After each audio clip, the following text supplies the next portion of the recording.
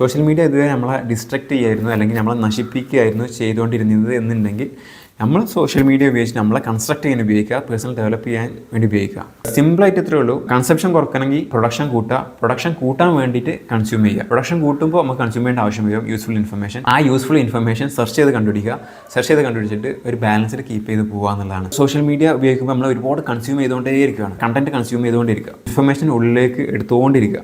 ഇങ്ങനെ ഇൻഫർമേഷൻ ഉള്ളിലേക്ക് എടുത്തുകൊണ്ടിരിക്കുമ്പോൾ നമ്മൾ ബാലൻസ് കീപ്പ് ചെയ്യുക.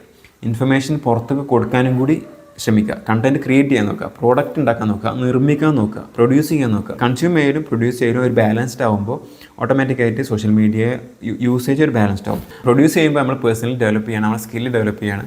അപ്പോൾ ഈ പേഴ്സണൽ ഡെവലപ്മെൻറ്റിന് വേണ്ടിയിട്ട് സോഷ്യൽ മീഡിയ നമുക്ക് ഇങ്ങനെ ഉപയോഗിക്കാൻ പറ്റും. ഞാനിപ്പോൾ ചെയ്തുകൊണ്ടിരിക്കുന്നത് തന്നെയാണ്. ഒരുപാട് കൺസ്യൂം ചെയ്യുന്നുണ്ട്. അപ്പോൾ കൺസംഷൻ കുറക്കാനുള്ള ഐഡിയാസ് ചിന്തിച്ച് നോക്കിയപ്പോൾ ഓക്കെ, നമ്മൾ ഈ കൺസ്യൂമർ ലൂപ്പിൽ നിന്ന് എൻഡ് ചെയ്യാൻ ഒന്ന് പ്രൊഡ്യൂസ് ചെയ്യാൻ നോക്കിയാലും ആലോചിച്ചു. അങ്ങനെ പ്രൊഡ്യൂസ് ചെയ്യാൻ തുടങ്ങി. കണ്ടന്റ് പ്രൊഡ്യൂസ് ചെയ്യാൻ തുടങ്ങിയപ്പോൾ ഓട്ടോമാറ്റിക്കായിട്ട് ഇതിന് മുന്നേ പറഞ്ഞ 5 പോയിന്റ് കൂടി അപ്ലൈ ചെയ്തിട്ട് കണ്ടന്റ് പ്രൊഡ്യൂസ് ചെയ്തപ്പോൾ ഓക്കെ, സോഷ്യൽ മീഡിയയിൽ കംപ്ലീറ്റ് കൺട്രോളാണ്. ഇപ്പോൾ പോരാത്തതിന് നമ്മൾ കുറച്ച് കാര്യങ്ങൾ ഉണ്ടാക്കുന്നുണ്ട്. നമ്മൾ എന്തെങ്കിലും ഉണ്ടാക്കിക്കൊണ്ടിരുന്നാൽ അതിന് ഭാവിയിൽ റവന്യൂ വരും.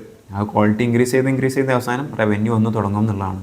ഉണ്ടാക്കിയാൽ പ്രൊഡ്യൂസ് ചെയ്താൽ പേഴ്സണലി ഡെവലപ്പ് ചെയ്യാം, നമുക്ക് സമ്പാദിക്കാൻ പറ്റും ഒരുപാട്. അങ്ങനത്തെ കുറേ ബെനിഫിറ്റുകളുണ്ട്. ഇനി സോഷ്യൽ മീഡിയ ഇപ്പോഴും യൂസ്ഫുൾ ആണ്. ഒരു 5-6 മണിക്കൂർ ഡെയിലി സ്പെൻഡ് ചെയ്താലും നമുക്ക് നല്ല നല്ല ഇൻഫർമേഷൻസ് കിട്ടുന്നുണ്ടല്ലോ, ഒരുപാട് ഡാറ്റാസ് കിട്ടുന്നുണ്ടല്ലോ, മാർക്കറ്റിംഗ് പരമായിട്ടുള്ള ഐഡിയാസ് കിട്ടുന്നുണ്ട്, ഒരുപാട് പരസ്യങ്ങളിലൂടെ നല്ല നല്ല സർവീസുകളെ പറ്റി അറിയുന്നുണ്ട് എന്നൊക്കെ ചിന്തിക്കുകയാണെന്നുണ്ടെങ്കിൽ ഉണ്ട്.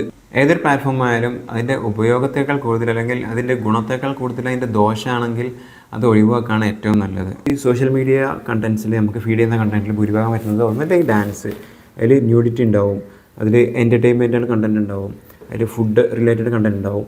അപ്പോൾ ഇതിൽ അവസാനത്തെ ഒരു കാറ്റഗറിയാണ് യൂസ്ഫുൾ ഇൻഫർമേഷൻ എന്ന് പറയുന്നത്. ഇപ്പോൾ ഒരു 100%-ൽ 90% യൂസ്ഫുൾ അല്ലാത്ത കാര്യങ്ങളാണ്. അതിലൊരു 10% യൂസ്ഫുൾ ആണെന്നുണ്ടെങ്കിൽ ആ 10%-ൽ 1% മാത്രമേ നമുക്ക് ഇൻസ്റ്റാഗ്രാമിലൂടെ അല്ലെങ്കിൽ ഫേസ്ബുക്കിലൂടെ യൂസ് ചെയ്യാൻ കിട്ടുന്നുള്ളൂ. ബാക്കി 90% ഫീഡ് ചെയ്യുന്നത് അല്ലെങ്കിൽ നമ്മൾ എടുക്കാൻ താല്പര്യമുള്ളത് ഈ യൂസ്ഫുൾ അല്ലാത്ത ഡിസ്ട്രാക്ഷനിലേക്ക് കൊണ്ടുപോകുന്ന അല്ലെങ്കിൽ നമ്മൾ ടൈം വേസ്റ്റ് ചെയ്യുന്ന കണ്ടൻറ്റാണ്.